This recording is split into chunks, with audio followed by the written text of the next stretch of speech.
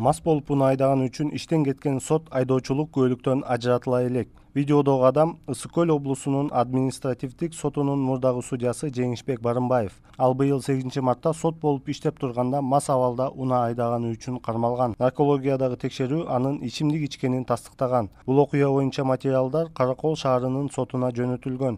Жаңы мыйзам боюнча сот аны айдоочулук күбөлүктөн ажыратыш керек болчу.